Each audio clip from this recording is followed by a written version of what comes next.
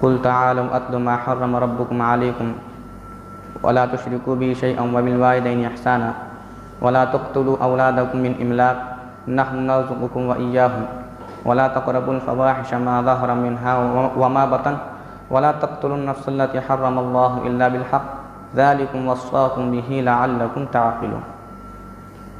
ये मुकम्मल आयत है।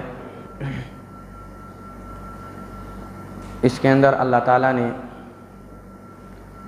5 बातों की नसीहत फरमाई है, बड़ी अहम है।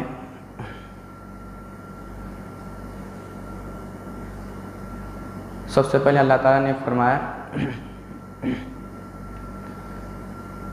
हुज़ूर सल्लल्लाहु अलैहि वसल्लम फरमा रहे हैं, कुल ताअलू अत्लु मा हर्रम रब्बुकुम अलैकुम, कि मैं आपको वो आयत पढ़कर सुनाता हूँ जिसके अंदर अल्लाह ताला ने ये बातें हराम फरमाई है। सबसे पहले अल्लाह ताला ने फरमाया कि वला तुश्रिकू, अल्लाह ताला के साथ किसी को शरीक मत ठहराओ। शिर्क, क्योंकि अल्लाह ताला की नज़र में शिर्क से बड़ा कोई गुनाह नहीं, शिर्क और कुफ्र से बड़ा कोई गुनाह नहीं, क्योंकि हमारे ईमान का दारोमदार तो इसी के ऊपर है। अगर कोई शिर्क किया तो उसका ईमान ही ख़त्म, मुसलमान ही नहीं हो। तो अगर तौहीद है तो शिर्क ख़त्म। तो सबसे बड़ा गुनाह शिर्क है। इन्न शिर्क लज़ुल्मुन अज़ीम, अल्लाह ने कुरान में खुद फरमाया। और एक जगह इरशाद फरमाया, इन्नल्लाह ला यग़फ़िरु अन युश्रका बिही व यग़फ़िरु मा दून ज़ालिका लिमन यशा। अल्लाह ताला शिर्क और कुफ्र के अलावा हर गुनाह को माफ़ कर सकता है, लेकिन शिर्क और कुफ्र को कभी माफ़ नहीं करेंगे। एक है बराह रास्त अल्लाह की ज़ात में किसी को शरीक ठहराना और ज़बान से इकरार करना कि अल्लाह के अलावा कोई और शरीक हैं। जैसे कि मुशरिकीन मक्का, तो वो काबे के अंदर बुत पाले हुए थे। वो कहते थे कि जो अल्लाह ताला के पास हमारी बात पहुंचाने के वास्ते इनका सहारा लेना ज़रूरी है। इसका मतलब क्या हुआ कि अल्लाह हमारी बात नहीं सुनते, अल्लाह को सुनाने के वास्ते किसी का सहारा लेने की ज़रूरत है। अल्लाह बहरे हैं, इसका मतलब हमारी बात अल्लाह तक नहीं पहुंच सकती। यही तो बात हुई। तो इस तरह से अल्लाह तक किसी बात को पहुंचाने के वास्ते या किसी काम को कराने के वास्ते अल्लाह से किसी ज़ात का, किसी मखलूक का सहारा लेना, ये शिर्क है। अगर कोई ज़बान से इकरार करे तो वो शिर्क है ही, वो मुशरिक है ही। लेकिन बाद लोग ज़बान से इकरार नहीं करते, अमल से बताते हैं कि वो मुशरिक है। अमल से, जो अमल करने वाला भी मुशरिक है। जैसे किसी वली को या नबी को, बुज़ुर्ग को अल्लाह के बराबर ले जाके ठहराना, ये भी शिर्क है। उन ज़बान से नहीं कह रहा है कि ये फ़लाँ बुज़ुर्ग अल्लाह के बराबर हैं, फ़लाँ नबी अल्लाह के बराबर है, नहीं बोल रहा। शेख अब्दुल कादिर जिलानी, साबिर कलेरी, ख्वाजा अजमेरी और बड़े बुजुर्गान दीन, ख्वाजा बंदे नवाज, इतने ये सब बड़े बड़े बुजुर्गान जितने भी हैं, ये नहीं कहता है कि अल्लाह के बराबर हैं, मगर ऐसा काम करके बताता है कि ऐसा समझता है कि ये भी जो अल्लाह करते हैं, इन्हों भी करते हैं। उसका अमल ये बताता। जैसे किसी अल्लाह से हम औलाद मांगते, रोज़ी रोटी मांगते, मुश्किलात की दूर मांगते, और दरगाहों पे जाके लोग सजदा करके क्या करते हैं, अल्लाह मुझे, अरे बाबा मुझे औलाद दे, मुझे मेरी रोज़ी मुश्किल दूर कर मेरी। तो अमल करके बता रहा है कि अल्लाह जो करते हैं ये बुज़ुर्ग भी करते हैं, ये लोग भी शिर्क में मुब्तला हैं, इनके भी बख्शिश नहीं, कौल से भी अमल से भी मुशरिक। और दूसरी बात अल्लाह ताला ने इसके बाद फ़ौरन बात फरमाया, वबिल वालिदैनि इहसाना, वालिदैन के साथ हुस्न सुलूक करो। ख़ास तौर से बुढ़ापे के अंदर वालिदैन बहुत कमज़ोर हो जाते हैं, और अक्सर नौजवान औलाद बुढ़ापे ही में वालिदैन की नाफरमानी करने लगते हैं।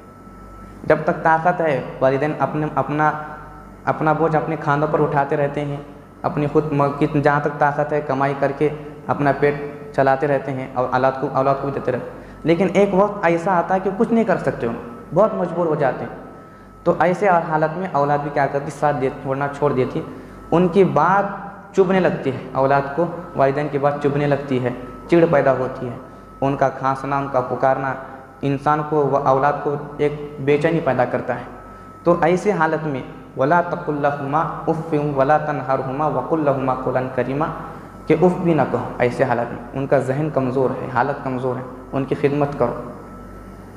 और अल्लाह ताला ने ये हदीस में है कि जो शख्स अपने वालिदैन को बुढ़ापे की हालत में पाए और उनकी खिदमत ना करके जन्नत ना कमाए तो ऐसी औलाद बर्बाद हो जाए, तबाह हो जाए। ये लानत हज़रत जिब्राइल अलैहिस्सलाम की दुआ है और आप सल्लल्लाहु अलैहि वसल्लम की आमीन है इसके ऊपर। इसलिए हमको वालिदैन की इताअत और उनको खुश करना बुढ़ापे की हालत में बहुत ज़रूरी है, वरना हम जन्नत की जगह जहन्नम हासिल कर सकते हैं। तीसरी चीज़ है वला तक़्तुलू औलादकुम मिन इमलाक़ नहनु नर्ज़ुक़ुकुम व इय्याहुम। अपनी औलाद को कत्ल ना करो रोज़ी रोटी के खौफ से। क्यों? अल्लाह ताला फरमा रहे तुम जिस औलाद को ख़त्म कर रहे हो, सुनो, उनको भी मैं ही रिज़्क़ देता हूँ और तुम्हारा भी मैं ही रिज़्क़ देता हूँ। तुम औलाद को खिलाने वाले नहीं हैं, खिलाने वाला मैं हूँ और तुम्हारा भी और तुम्हारे औलाद को भी। फिर क्यों इतने बच्चे होंगे तो हम पालेंगे कैसा, खिलाएंगे कैसा, शादी कैसे करेंगे, इनकी स्कूल कैसा पढ़ाएंगे इनको, ये बच्चे बोझ हो गए हमारे वास्ते, दूसरे और बच्चे कहाँ से संभालेंगे। ये जहन में लाकर अगर औलाद को ख़त्म करेंगे फिर अल्लाह ताला फरमा रहे हैं कि तुम नहीं पालने वाले, मैं ही पालने वाला हूँ। खुदा ना खास्ता हमारे 10 औलाद हैं समझो, और हम मर गए, माँ बाप मर गए, तो भूखे रहते क्या? वो एक टाइम भी भूखे नहीं रहते। बराबर माँ बाप नहीं है तब भी अल्लाह ताला उनको रिज़्क़ पहुँचाता है, क्योंकि औलाद बाप क्या करता है, सिर्फ ज़मीन नरम करता है और बीज डालता है, फिर बीज के अंदर से दरख्त उगाना, उसको फल लगाना और फिर एक बीज से हज़ारों के पेट भरना किसका काम है? कि तुम्हारा काम है। तुमने उठाया क्या दरख्त, तुमने लगाया क्या फल, गल्ला तुमने लगाया है क्या, आसमान से पानी तुमने बरसाया है क्या? ये सब अल्लाह कर रहा है। फिर ये क्यों सोच रहे हैं कि हम खिला रहे हैं? खिलाने वाला अल्लाह है। ज़माने जाहिलियत के अंदर लड़कियों को, लड़की जैसे पैदा होती थी ज़मीन के अंदर दफन कर देते सूरज गुरूब होने से पहले, ये सोच के कि इसको कौन पालेंगे, इसका दामद कौन लाएंगा। दामद को अछूता समझते थे, इसलिए लड़कियों को नहीं रखते थे। और आजकल भी यही सहन बनता जा रहा है लोगों का, ज़्यादा औलाद है तो कौन पालेंगे, इसलिए पहले ही ऑपरेशन कर रहे औरतों का, बच्चादानी पहले ही ऑपरेशन करके निकाल दे रहे। 2-3 बच्चे 4 बच्चे हो गए, ऑपरेशन करके बच्चादानी निकाल दे, तो वो लोग भी औलाद के कत्ल करने में शामिल हो जाएंगे। अल्लाह ताला पूछेंगे मरने के बाद, आपने बच्चादानी क्यों निकाली? इस वजह से निकाली, क्या तुम पालने वाले थे, क्या मैं पालने वाला था? अल्लाह ताला पूछेंगे। आज जिसके 10 औलाद हैं, 12 हैं, वो भी आराम से हैं, जिसके 2 हैं वो भी आराम से हैं, अल्लाह खिला रहा है सबको। और चौथी बात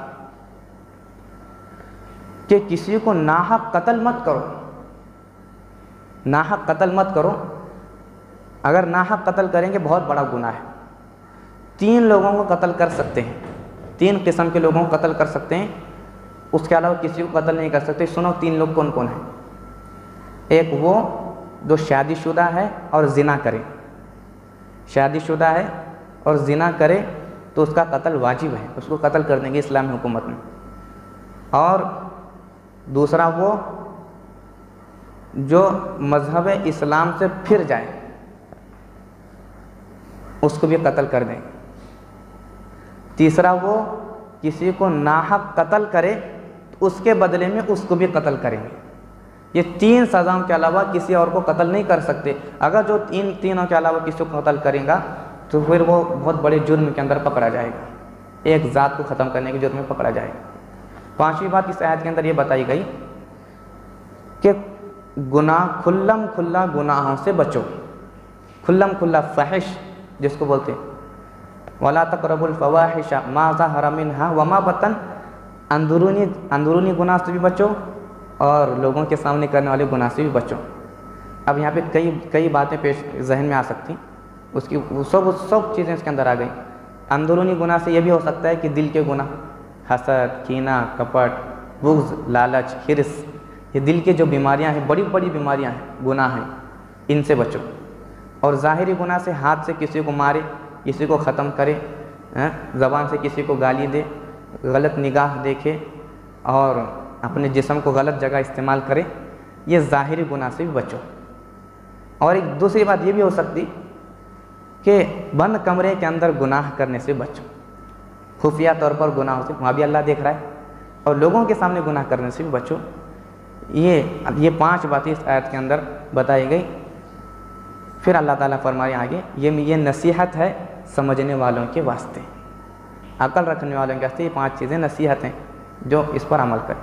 अल्लाह ताला से दुआ है कि अल्लाह ताला हम तमाम को इन 5 बातों पर अमल करने की तौफीक नसीब फरमाए, इन बुराइयों से हम तमाम को बचने की और पूरी उम्मत मुस्लिमा को बचने की तौफीक नसीब फरमाए।